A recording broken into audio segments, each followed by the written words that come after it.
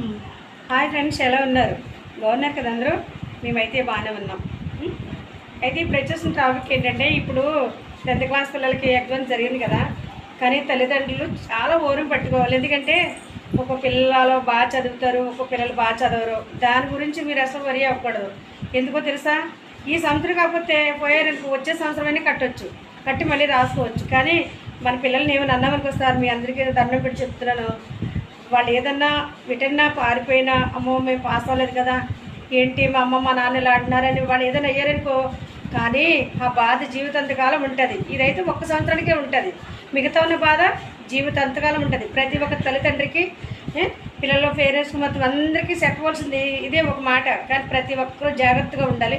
పిల్లల విషయంలో ఏమి అంటే కూడా వీరలేదు. ఇదివరకు రోజులు కాదు, అప్పుడు మన రోజుల జనరేషన్ వేరు. ఇప్పుడు పిల్లలు సున్నితమైన మనసు. ఆ మనసు ఎటైనా విరిగిందనుకో మనం ఏం చేయలేము.